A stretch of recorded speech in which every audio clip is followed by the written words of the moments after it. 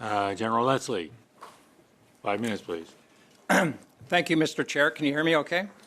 We My intent is to offer some criticism of the status quo so that we can learn and then perhaps in question period get into some solutions.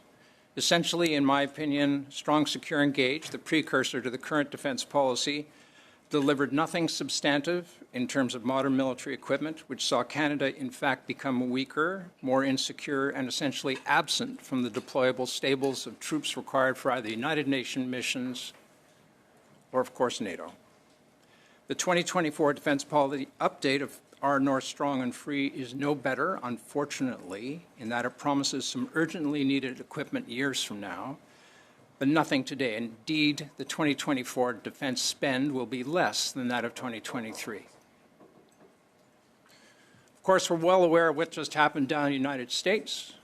Both Republicans and Democrats are united and increasingly vocal about telling Canada how disappointed, frustrated, and fed up they are with Canada's failure to defend itself and their allies, with a special mention on the Arctic. Meanwhile, as we know, and I was involved in the last NAFTA renegotiations, that's coming due at a time when a variety of key players down south have articulated clearly the base of 3% perhaps looms on the horizon, and how defense, security, trade, and border security are all intertwined. At this time of crisis internationally, with what's happening in the Middle East, in Ukraine, Canada's military readiness is at its lowest level in 50 years. Canada spent last year in 2023 more money on consultants and professional services than it did on the Army, Navy, and Air Force combined, which, quite frankly, is madness. The Army has over 50% of its vehicle fleets which are awaiting spare parts and technicians. The Navy is struggling mightily, bless them, to keep elderly warships, a handful of them at sea, specifically in the Indo-Pacific, and they're desperately short of trained sailors. And the Air Force has been unable to participate in significant NATO deterrent exercises either up north or out over the oceans, in conjunction with our friends and allies, because they don't have the pilots, the spare parts, or the money to fly the aircraft. In the Arctic, which is many times larger than Europe, Canada has fewer than 300 military support staff who are not deterrent. They're essentially unarmed. Some of them are part-time, bless them, and about 1,600 Skidoo equipped with rifles, Canadian Rangers, who are not combatants. Their role is to observe and report.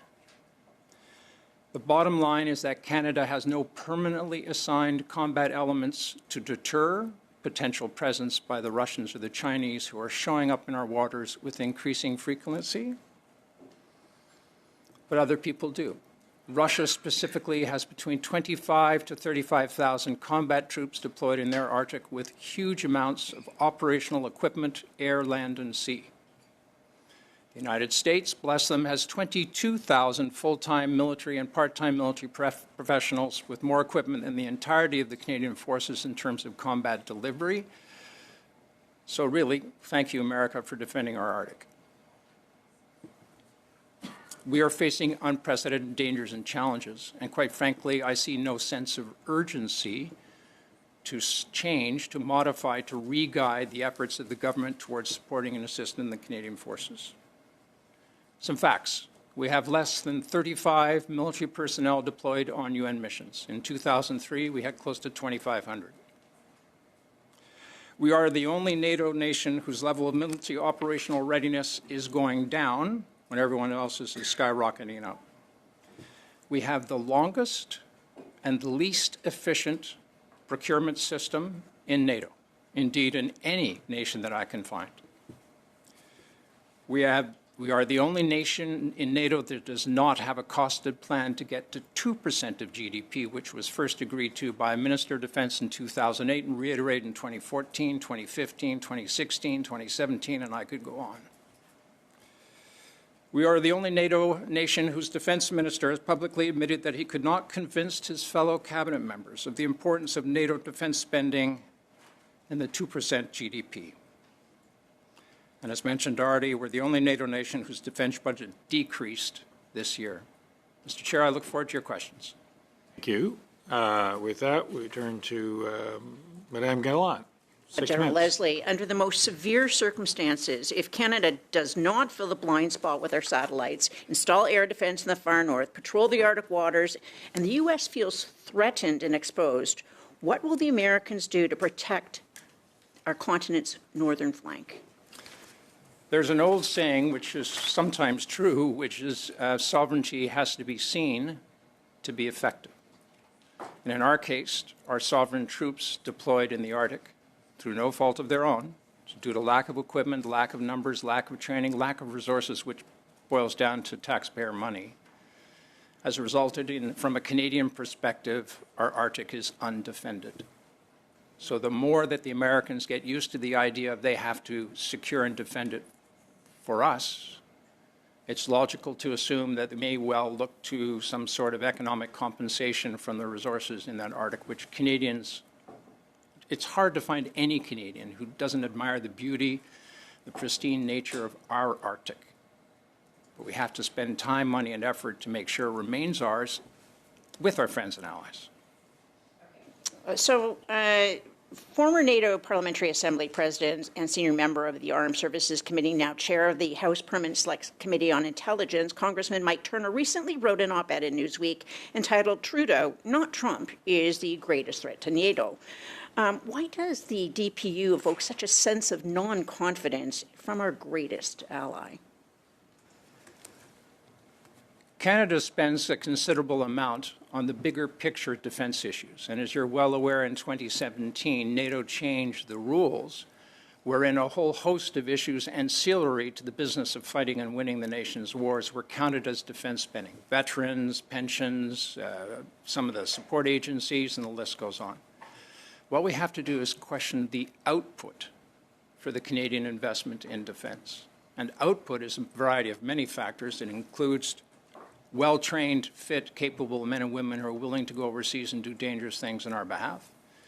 They have to have the right equipment, they have to have the right facilities, they have to have the right training infrastructure and the money to buy ammo. And by the way, how's that ammo contract going? I'm sorry, I'm asking you a question. That's unfair. So, we are not getting the bang for our buck. And why is that? Well, if you have a nation that spends more on professional services and consultants than it does on the Army, Navy, and Air Force combined, if you have a nation which has increased its public servant by over 40% since 2015, at now a staggering cost, if you have essentially a defense procurement system which is arguably amongst the very worst in the world for the purchase of big stuff like combat equipment, aircraft, ships, submarines.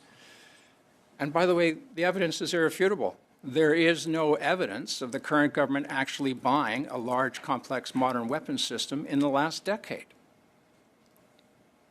Okay, so what programs and initiatives is this government trying to nickel and dime our CAFs that's limiting their operational capability and effectiveness? I believe you referred to that in the National Post. Essentially, the armed forces is short anywhere between 13,000 to 16,000 people.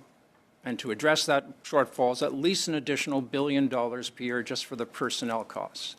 On top of that, you have the basic and advanced training requirements.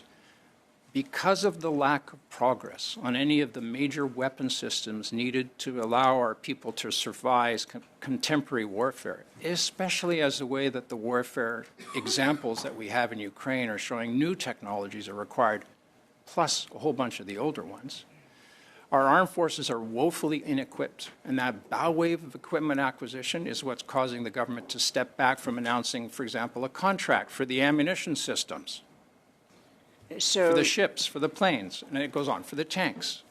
You also said that about 72% of the Army's vehicles and trailers are offline. Do most of these vehicles need maintenance, or do they need to be replaced entirely? Mr. Chair, both. Thank you for that question. So a whole bunch of this stuff is old. That which is not necessarily old doesn't have the spare parts to make sure that they can run adequately, especially when you use them for advanced training, where vehicles tend to get beaten up a bit. What is needed in this particular instance is a threefold increase. One, for additional mechanics and people who can service those vehicles. Two is for the ammunition to actually allow the systems to train, and the gas and the spare parts. And the third is the people to actually man the equipment, because with more people, you reduce the individual stresses and workloads, which has contributed to a higher attrition rate. Are the troops we have in Latvia properly equipped and with proper vehicles, should that become a hot zone? No, they're not properly equipped. They are doing the best with that which they have. They have the Leopard 2 tanks. They've got now a nascent air defense system for short range, but none for medium or long. They don't have an exhaustive drone suite. They don't have the articulated and dispersed command and control architectures that a modern soldier needs to survive in the battlefield, and I could go on. The armed forces are doing the best with what they have, but it's the lack of defense acquisition and essentially willingness of this government to spend money on the troops. Of the 72 vehicles that are offline, can you break down which vehicle types are the most prevalent to be inoperable? Currently, the vehicle types which are mostly broken are the ones you need the most when you go to war or when you want to deter Russians from advancing into Latvia. That's tanks, armored personnel carriers, light armored vehicles, artillery systems, mortar, target acquisition radars, and of course the command and control architecture is really 25 years old. Stuart.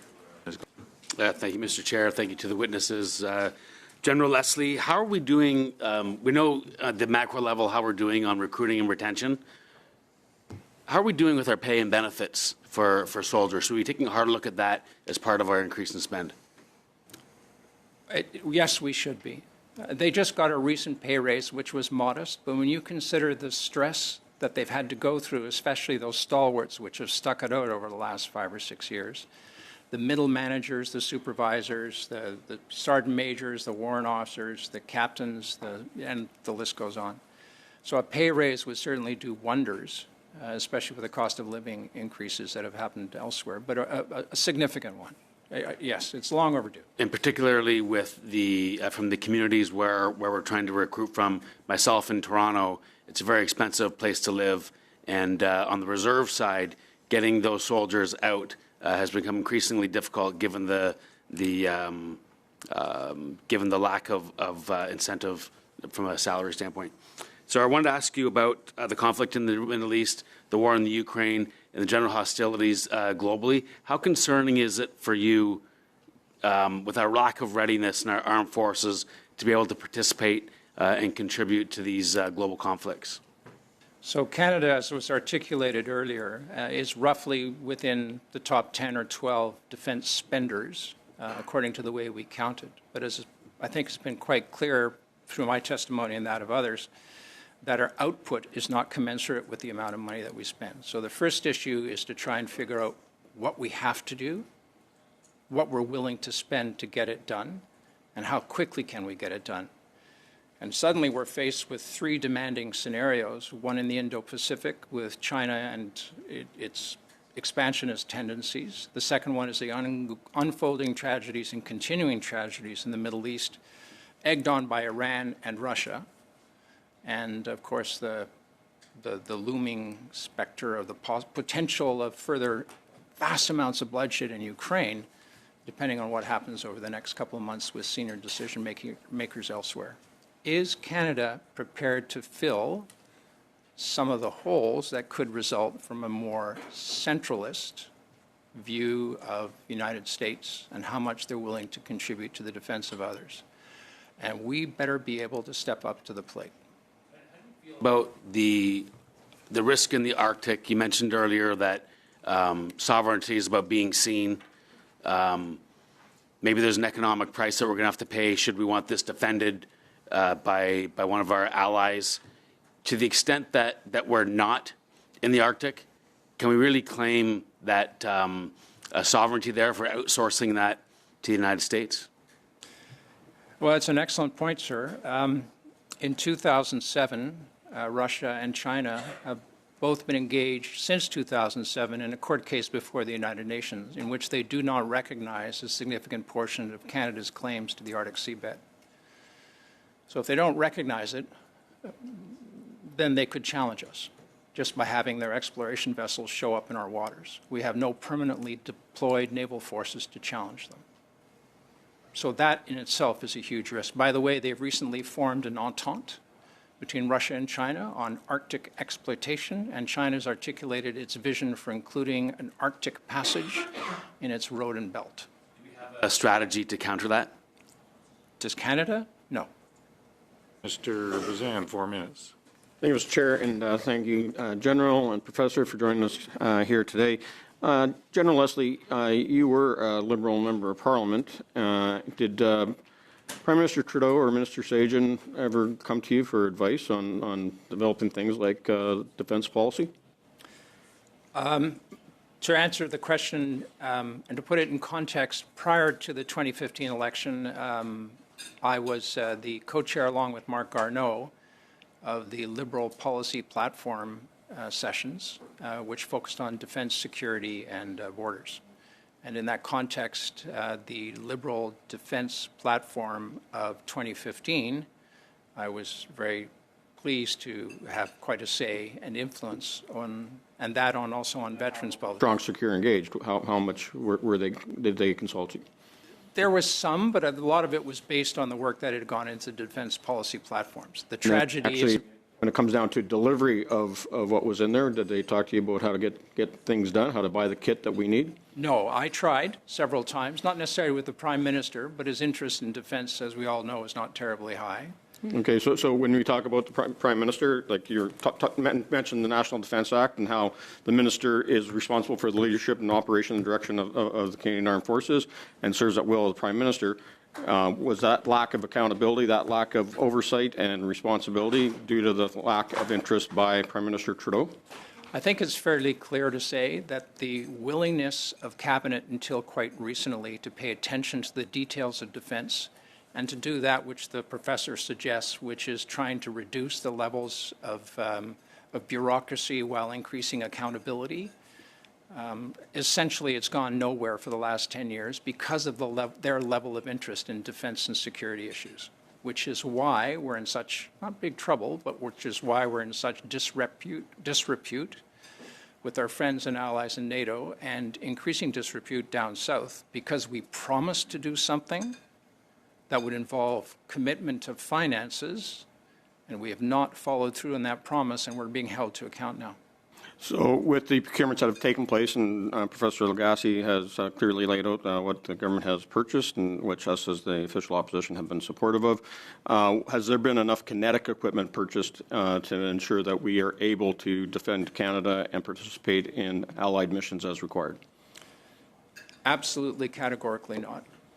And the focus has not been on kinetic equipment, things which harm people, keeping in mind the penultimate role of the Canadian Forces and the one which they prepare for is to engage in combat and fight and win the nation's wars alongside our friends and allies. To buy to ensure that we're providing the equipment to protect Canada, like air defense, and what do we need to further complement our efforts in places like Latvia and elsewhere in NATO missions? There is a list longer than my legs. My arms are a bit gibbled right now, but that I could easily rattle off. But I would just say, simply put, the short-term things which are readily achievable within a matter of months, if we have the will, long-range precision strike rocket systems for the Army, new self-propelled guns, air defense, a real system that can actually reach out and touch past the short-range system we've currently acquired. So you need short range, medium range, further range, more drone capability and command and control architectures, new naval vessels, a ship contract would be nice, ammunition for the Army would be really nice. Have I mentioned ammunition? I think I'm running out of time here, but Professor Lagasse, not asking you to respond, but asking you to provide to the committee in writing how we bring about accountability but speed up procurement. And that comes into transparency. We need some direction on how we fix a system that's clearly broken and not working. And if you can answer that, we'll monetize it.